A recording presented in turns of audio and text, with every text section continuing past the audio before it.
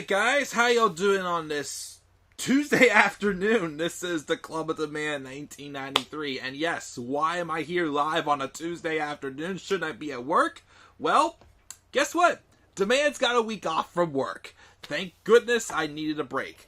But I am glad to be here. I'm just enjoying a couple days with my fiance. She's at work right now, so I thought I have some time to kill. Might as well catch up with my Raw review. And some other content that I'm hoping to upload probably sometime tomorrow.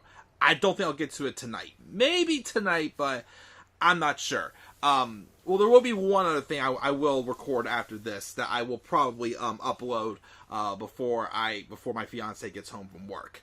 But yeah, this is the Club of the Man 1993. Also, disclaimer: if you see any cats walking around, it's my future kitties as well too, because it's my fiance's cats. But they're all sweet, adorable people as well. No, just get it out there. But we are live, of course, really quick, for my live review of Monday Night Raw. From last night's edition, the September 26, 2022 edition of Raw, that did take place in Edmonton, Alberta, Canada. We have one more episode of Raw left until we get to Extreme Rules. That card is stacked. I'm loving the stipulations that they're coming up for these matches. And Raw overall, besides the fact that I forgot to give it a grade, I'm sorry. Let me just look at the rundown again and let me get that grade in there really quick, because I completely forgot to put a grade in before I started this. Let me pull back up here. There was like a rundown of the results briefly on my phone here, because that's not good. I need to have some sort of a grade to give you guys. So let me see here. Got that. Let me see here.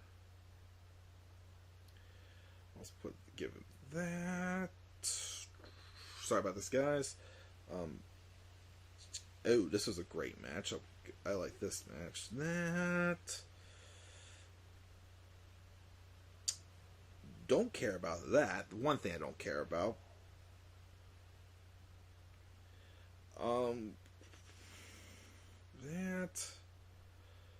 That.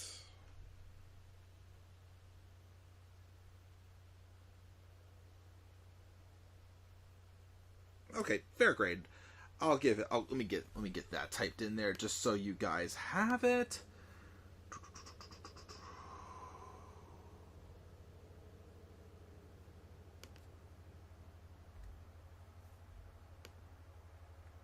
Save that there as well. Okay, I got that pulled up there. Okay, so overall, I had to give it a grade. I gave it a B-. I thought last night's episode of Raw was very solid. Again, it set up some more stuff for Extreme Rules.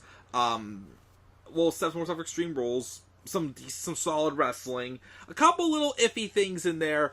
But I like what I saw. Like, again, for the first 2 weeks after Clash at the Castle, it was just coasting a little bit. I mean, like, I wouldn't say it's been, like, drastically must-see, but the hype, I think, for Extreme Rules and then the build has been excellent. We did have 2 returns on this episode of Raw tonight. One was I read a rumor, but somewhat of a surprise. One was a surprise, but I wasn't. I was surprised it happened now, or I don't know. We'll get to it. One that you pretty much expected would happen at some point. Someone who hasn't wrestled since, I believe, sometime last year, or no, longer than that. Yeah, like over a year. It's been at least like a year and a half, I would say, since this lady last wrestled. But we will talk about that again later on in the show. Like I said, I don't want to stay on too long, though, because my fiance's dog is outside taking care of business out there, and I don't want to leave him out there too long, but I also didn't want him to be in here while I was live. So, take care of all of that, and then, of course, I am going to quickly, skip over to my other computer, because it's exporting some stuff that I will be uploading eventually, but we will take care of that. Let's check the live chat. I believe we got Dakota in here. What's up, Dakota? Bray is returning. Also, the White Rabbit used the first 2 lines of Black's theme song, and Raw was good. Do you think AJ joins Judgment Day? Also, Edge has to beat Balor, right? Since it is I Quit match. we'll talk about that, of course, as the show goes on, for sure. Anyways, though, but let's get started and talk about it. As I said, I don't want to be up here too long.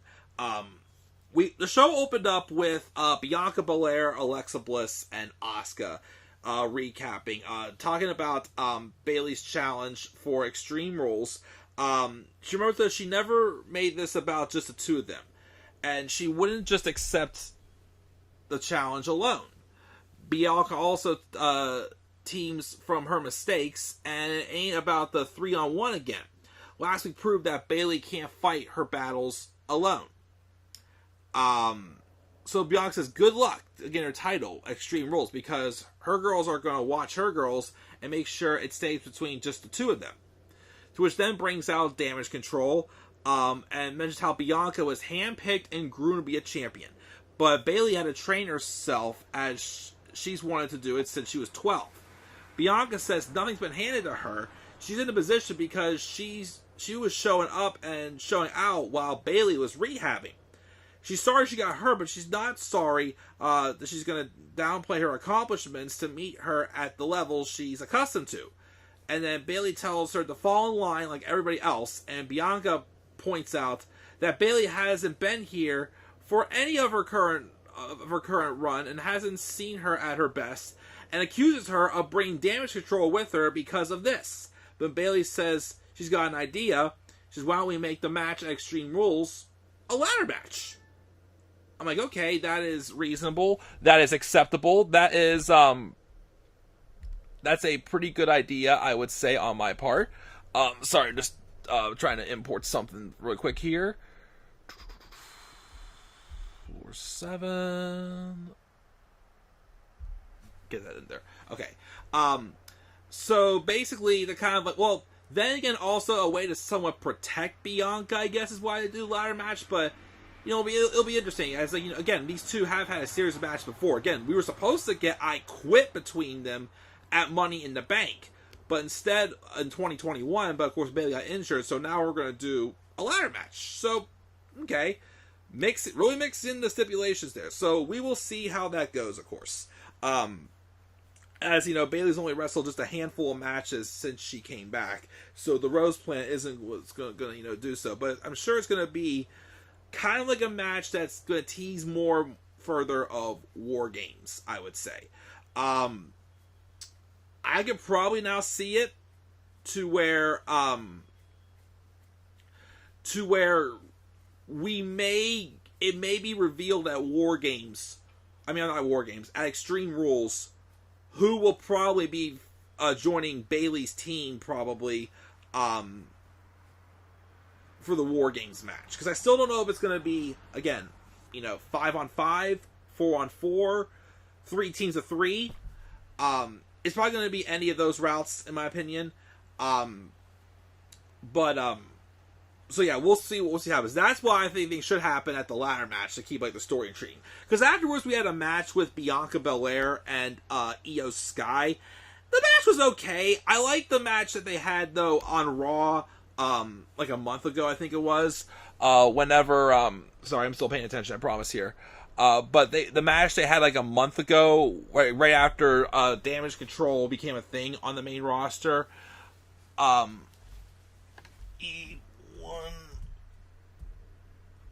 Lord 7 save. There we go. Okay. But my thing again, crap, what was I going with this? Oh yeah. So yeah. The thing though that's bothered me a little bit though about Damage Control though is I've noticed lately, other than Bayley, they've been having Dakota and Io losing, which bothers me a little because like, that's the same thing that you're doing though with the tag champs as you were doing before. See, this is another reason why I even still think that right now was just not the right time to bring back the women's tag titles, because also they're doing nothing but losing. Like, if you're going to have a stable, you can't be having the tag champs losing.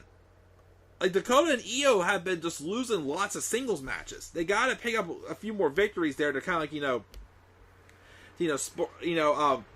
pump it up a little bit more, like, to basically make them more stronger and legitimate. And then, of course, it's not going to help Bayley. I mean, yeah, Bayley's been winning some matches, but she's getting help from people who do something but losing, though. Bianca gets the win. Like I said, it was still a solid match, but I think I definitely could have seen better from both these two. Ray's being interviewed backstage, saying there's nothing like feeling of holding your newborn and wanting to give them the world no matter what pain they go down in life. He'll always love his son, and he still refuses to fight him. Which, of course, is a story as to why they're going to drag it out for him to eventually do that at WrestleMania 39. But he couldn't recognize the man Dominic's become. He knows that it's not his son. Rhea's manipulated him, but he can't let that sway his focus. He has to be at his best against Seth Rollins, who he's had a long history with.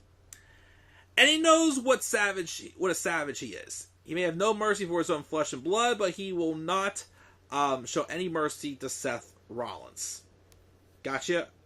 I got my eye on you.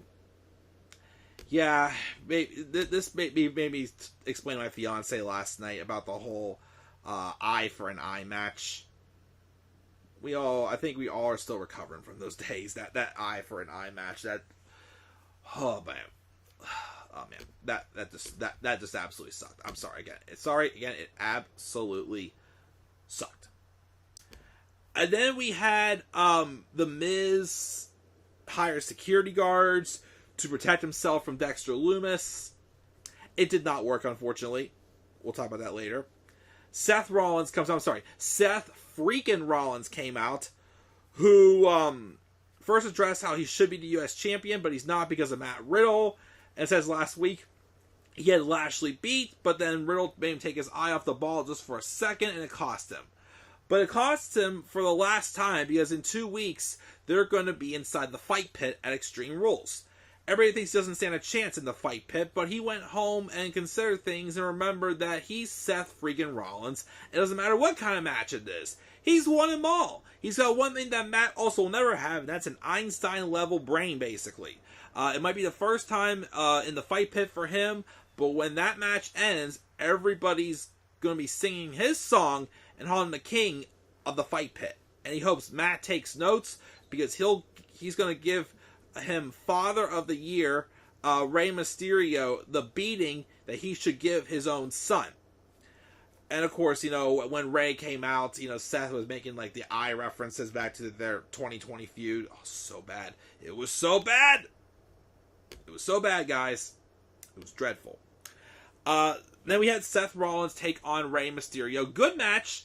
Notable thing about it, though, of course, was that Dominic came out during the match with a chair and basically sided with Seth. He's like, you go. You do your own thing. And, of course, just was out there keeping the mind games on him, which I thought was very well done. While Seth, though, had walked down the ramp, while Dominic walked down the ramp, though, the QR code came up again. And I even scanned it myself. And then I guess it was this video of superstars, and there was a message in it.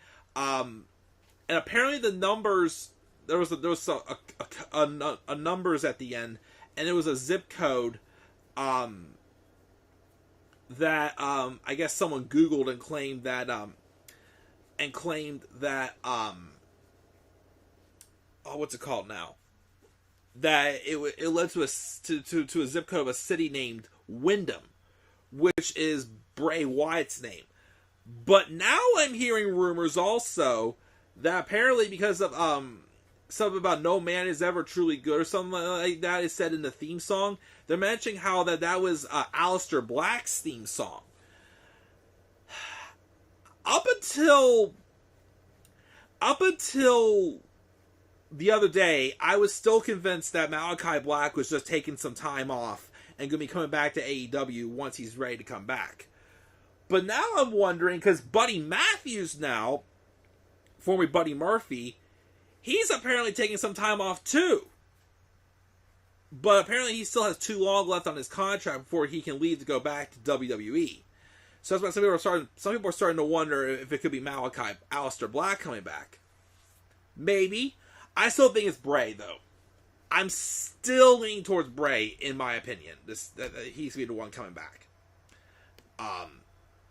But to keep on rolling, Matt Riddle, though, well, actually also, Seth Rollins not only just hit the stomp on Ray to win the match, but he also put Ray into some submission that got Ray to pass out. I think they called it like the spider twist or something like that. Very different. I guess, you know, going along with the story of Seth Rollins going to be fighting in the fight pit, because you can only win by submission or knockout inside the fight pit. And I thought that was cool, because I know especially back in 2015, whenever Seth Rollins was told that he had to remove the curb stomp, he was trying out some submissions, but nothing was really working. But I thought that was a neat, different submission for sure that he did. We got that. And then we have Bobby Lashley wishing Matt Riddle luck in his match with Damian Priest later on tonight. And says that he has the advantage because he knows what it's like to be in the fight pit, but Seth doesn't. We then had another fun match, a tag match between Johnny Gargano and Kevin Owens. I guess they once wrestled years ago on another promotion. They're called Panda Express. They took on Alpha Academy's Chad Gable and Otis. Fun match, of course. Kevin Owens and Johnny Gargano are just on fire right now. I mean, I kind of wish they would start giving Gable and Otis some wins, because, you know, their characters and whatnot are really knocking it out of the park. KO also did an elbow drop on Otis to the table.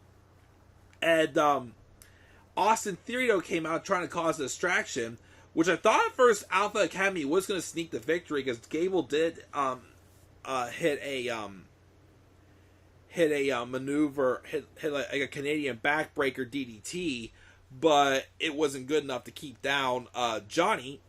And then Gable and Gargano were fighting over the ropes, but then Johnny jumped over, hit the one final beat on Gable to get the victory over Alpha Academy. Fun match. Definitely really good stuff. I guess it's still teasing, though, for that singles match with Johnny and Johnny Gargano and Austin Theory. Haven't announced it yet, but maybe they'll do it at Extreme Rules. We'll wait and see. Then backstage, we see AJ Styles, who asks if everybody's forgotten what the Judgment Day did to him, and he's been on his own for a while. Finn Balor then rolls up, basically tells him he's coming as a friend, and Judgment Day have achieved so much lately, which it's true. They've been getting a lot of momentum lately. And they've been very involved on Raw, too, which I think has also helped them as well. But together, they could change this business again. As his friend, he pitches the idea for a match with Styles, the idea of Styles joining the Judgment Day, and they'll be in his corner when he takes on Sami Zayn later on tonight. Since Sami has Solo in his corner. And then AJ goes, nah, I'll watch my own back. To, of course, the Judgment Day didn't like. Then we have a segment backstage where Austin Theory was yelling at Alpha Academy for losing. Gable blames Braun Strowman for the loss because he shook up Otis last week. And then Theory complains about his jaw and says he won't let Johnny Gargano embarrass him twice in a dump like Canada. Austin's phone rings and it's for Chad Gable. And it's Braun Strowman, who challenges Gable to a match on Monday and says he won't be laughing because the monster among monsters is challenging him to a match in his hometown, so they won't have to fight his body to fly his body home for his funeral, because they're going to be in St. Paul, Minnesota. And then, of course, you know, Chad was just like shaking up. He goes, "Shush, please." And he's all shaken up. And then it was also announced that Otis will take on Johnny Gargano next week. Otis, who was doing this like, yeah! Well, he was showing some old signs of heavy machinery and whatnot. Maybe they'll bring back Tucker, maybe, and they'll reunite them, maybe. Who knows? Or have Tucker, you know, join the Alpha Academy, maybe, and, you know, form a stable with, you know, bigger stable. Because Alpha Academy is good. I like Alpha Academy. They just gotta, you know, let them be someone else other than people who just eat pins for people. Sounds like Bray Wyatt. No, hopefully that won't be the case if he is the one that's coming back. But yeah, anyways, then we have Omos squashed. Do you care? I do not. He squashes people. Afterwards, though, they put both of them on the announce desk and they start saying about him being the best giant or something like that. And I think they even mentioned Braun Strowman. So I guess we're going to be doing Braun Strowman and Omos. Damn. And then, of course, Miz finds out that all of his security got taken out. And then there was a guy who's looking like it was going to be an Oilers statue. But then it ends up being revealed that Dexter Lumis, dressed as disguise, attacked the Miz, choked him out again, and then pet him afterwards. This story's gotta go somewhere else. I mean, keep it going, but this story has to, start getting like another direction. Like, okay, I get it. To me, it started to remind me of Dexter Lumis in NXT again, where yes, it's different, but when you're not, like showing like something else, like, what else do you want? Like, what do you want from Miz? You want his house, want his wife, want his kids, like, want his suit? What do you want? It has to go to that next stage soon. It has to. If you don't want Loomis to speak, again, have him draw a picture or have him have his hand on something. Like, get something else. Like, every week we're just seeing the same thing now. We're seeing Miz be afraid of Dexter Lumis. Dexter Lumis hunts him down and chokes him out. Like, this has to start going somewhere else, in my opinion, for me to get a little more invested into it. So we have that, and then we have Nikki A.S.H. in the ring, and she takes on a returning / main roster debuting Candice LeRae, wife, of course, of Johnny Gargano and the mother of Quill Gargano, aka Baby Wrestling. Of course, Johnny then posts a photo on Instagram later and says, yeah, Quill's not been my only training partner the past month. Funny, of course, Johnny returns in Canada, and so does Candice. Well, except Johnny was Toronto, Candice was Edmonton. She came back as the Poison Pixie, as a babyface also. I will do an Eternal Alert to talk about that very briefly. Excuse me. And she beats Nikki in like 2 minutes. Afterwards, though, Nikki takes her mask off and starts crying. So maybe she's heading for a character change too. I hope to God, yes. I hope to God, yes, they make her psycho. They gotta make her Psycho Nikki. The Twisted Sister Nikki Cross. I want to hear, you want to play? Play with Nikki. Man, that'd be awesome to see. But good to see Candice back. She's a babyface again. We'll see where that goes. I'll talk about also, though, again, I'll talk about that when I do my turn alert, which I will record right after this as well, before I let the pooch back in. We also get a recap of Logan Paul's challenge to Roman Reigns. Do you care? No. Then we see Judgment Day backstage. Finn tells the others to trust him that AJ will come around. And then Damian Priest also talk about his main event match against Matt Riddle later on the show. He says he knows him and Riddle have a history, know they've been good friends, but there'll be no remorse for whatever he does to him tonight. Judgment Day is his crew and his family, and they run Monday Night Raw. He tells Riddle that he's not a Viper, he's not a cage fighter, and he's not his friend, and tonight he'll fall while the Judgment Day rises. And then we had AJ Styles taking on Sami Zayn, who once again in Canada got another, warm homecoming welcome. And when I heard that this match was announced, I was excited because I still remember a match they had on Raw shortly after WrestleMania in 2016, and it was phenomenal, no pun intended. So I was excited to see them fight again. I think the last time these two really had a match was in beginning of 2018 when both Owens and Zayn were feuding with AJ Styles. I'm taking care of something really quick here again. Come on, there we go. Just exiting out of this. add another thing. But yeah, so I was excited about this, and of course with Solo Sikoa in his corner, match was good. Solo though did get involved in the match and took down AJ with like a Uranagi and threw him back in. Sami Zayn did hit the haluva kick on Styles, and Sami got the win. I mean, yes, he's still a heel, but they keep showing more and more signs of him going back to the old Sami Zayn. And again, I'm just dying for that day. But again, the direction they went, of course, with him getting that honorary Uce shirt, and then eventually he will soon be on his own again. And him and Kevin Owens, I still see being the ones to dethrone the Usos. It'll be awesome. I still, though, not going to lie, would be intrigued to see if they actually would have Sami Zayn be the one to dethrone Roman Reigns. That would still be awesome, even though, most of the beef Sami Zayn has is with no one else other than main event Jey Uso, whose face is still trending from, from this reaction to when Roman gave him that new shirt, which was quite hilarious. After the match, though, Judgment Day come up, and then Finn Balor asks AJ as a friend to rise up and join.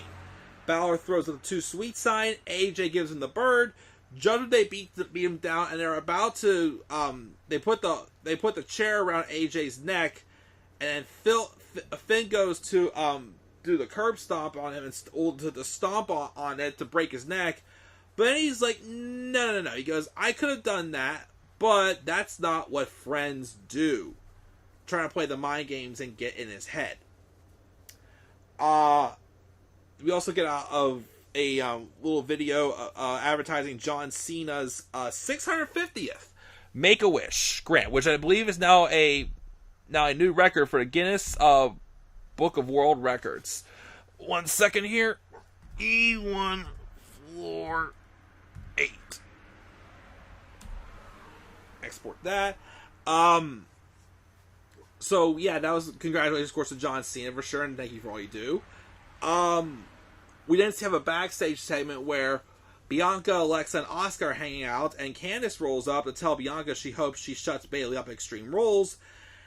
Unfortunately, Damage Control was nearby, and Bayley heard that, and then Bayley and LeRae bicker, and Candice challenges Dakota Kai to a match, which will happen next week on Raw.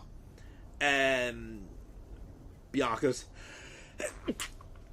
and then she tells Bianca she's going to lose Extreme Rules, but Bianca postures and says they don't have to wait, and you can always do it next week too. But of course, nope, Bayley does not want that. So that'll be interesting to see what happens, of course, Extreme Rules, and Candice and Dakota, cool. Other than the fact that it'll probably lead to Dakota losing again, unless they give him a win there, which Candice could take a loss, I think. And in the main event, Matt Riddle and Damian Priest. Not going to deny, I was up very early yesterday for a dentist appointment, even though I am off this week from work. Yes, I'm off, but yeah, I'm still going to the dentist. So I didn't really pay the best attention to this match. I thought it was solid, though, when I saw it. It was fresh, new, different main event. Matt Riddle, though, did get the victory, though, with a pinfall. I think he hit the bro Derek on Priest and got the surprise win. But afterwards, though, Judgment Day beats him down. Priest hits the South of Heaven. And to my surprise, we get the return of Edge. Edge comes back and spears Priest. Rhea pulls Dominic out of the ring because Edge went to take him out. And then Edge hits a spear on Finn. He then gets on the microphone and says he always comes back. And he got to come back in Edmonton, in his country. He does not quit. So he challenges Finn Balor to an I Quit match at Extreme Rules, which, okay, surprise stipulation. I'm not sure, maybe this is going to be the end of the Judgment Day and Edge feud, maybe. It could be. I mean, I don't know if it's the end of the Judgment Day, but, But, I was surprised to see Edge back already. Thought he would be held out for a little bit longer. I did, of course, hear the rumor, though, about he was going to be coming back for a match with Finn You know, it's a little bit strange though because they were starting to tease a match with AJ and Finn, but okay. I mean, I think we'll probably have this be the main event of Extreme Rules, or probably the Extreme Rules match between Liv and Ronda probably could be the main event also. So yeah, I don't know what's going to happen. I know, of course, people have said, you know, would maybe AJ join the Judgment Day? I think it's too... I don't know. I mean, they did turn AJ face at the beginning of the year. Yes, he's really not done much at all. I don't know. I still feel like... I mean, yes, we have Triple H in charge now, but I still feel like I'm not ready for him to see him be a heel again. So I would say no. I've also heard that apparently AJ's been working Roman on some house shows. So I'm hoping that means that maybe after Logan Paul, maybe at Royal Rumble, we see, even though I've also heard rumors that they want to see Roman face Tyson Fury. That'll probably happen maybe at like Elimination Chamber if it's in Saudi Arabia again. Because that's the only time they'll want to see, you know, like a Logan Paul or a Tyson Fury wrestle. I'm wondering maybe they're going to do AJ Styles and Roman Reigns at the Royal Rumble. Which... I'd be all for that. That would be a very awesome match. A Royal Rumble or day one, maybe. We'll wait and see. Because I'm pretty sure Roman is going to be doing War Games at Survivor Series. The whole bloodline will probably be involved in War Games. But yeah, that's my thoughts on Raw. I gave the show a B-. Let's just check the live chat really quick here. Because like I said, I don't want to keep Kingsley outside too much longer. But let's check the live chat here. We got Robbie. What's up, Robbie? Based on last night's events, I think we could get a traditional Survivor Series elimination match with Edge, Ray, AJ, and Riddle versus Judgment Day and Seth Rollins. Okay, we might need a 2, 3... We might need, though, a fifth member, though, for the baby faces. Not sure who that could be, though. Maybe Bobby Lashley. Omos is still green, but I thought he looked a little bit better last night. But I also saw something online, which hasn't been confirmed yet, that Omos may be facing Goldberg? At Crown Jewel? Oh my gosh, who the hell wants to see that match? Omos versus Goldberg? Ugh.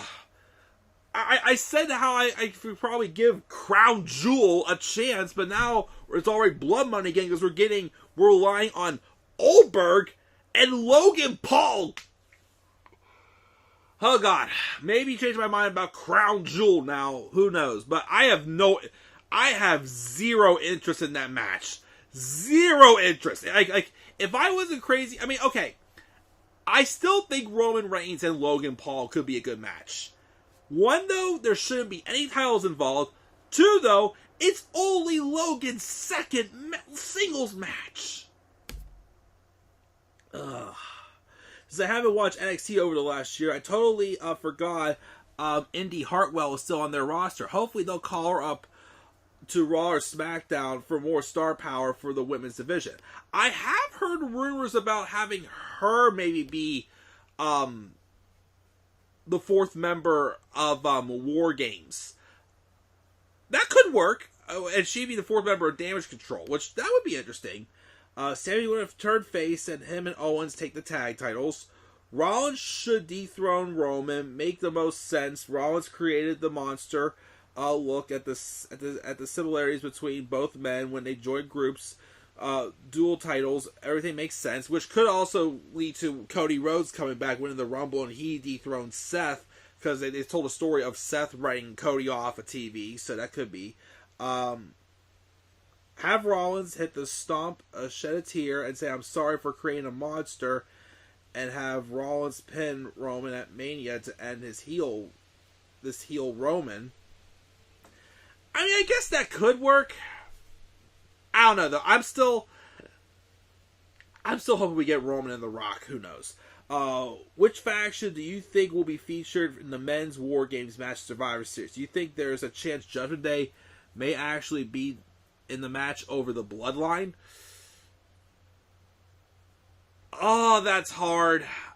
I mean, I would love it for it to be the Judgment Day inside War Games, because, you know, I mean, technically they've had the longer term, you know, storyline that could lead to a War Games match.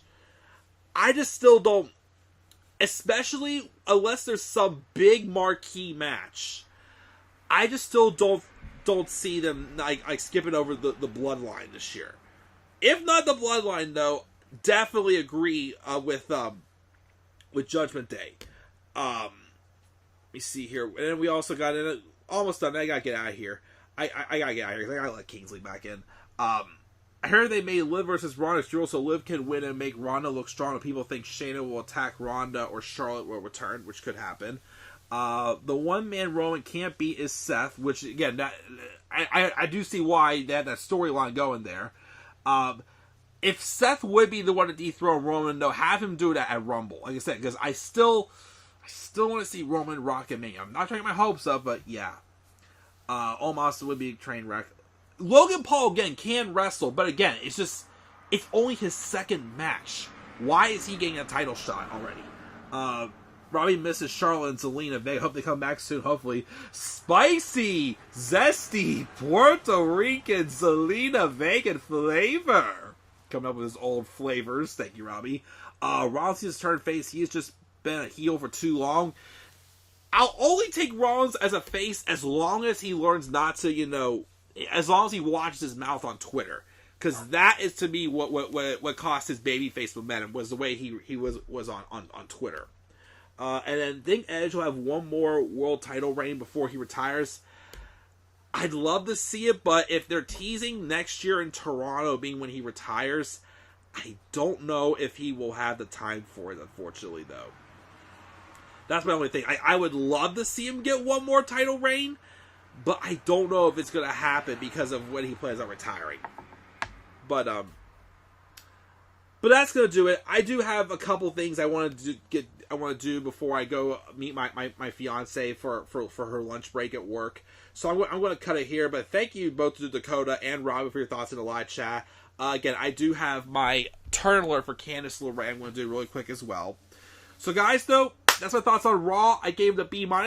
Solid show. Not groundbreaking, but solid. What are your thoughts, though, on this episode of Raw? Make sure you leave your thoughts down in the comment section below. And be sure, as always, to slap a like on the video. Subscribe, more content on my channel. Follow me on Twitter as well, at DemandAir93. Until then, guys, I'm checking out. I'll catch you all later. Have a great rest of your Tuesday. Peace out, everybody.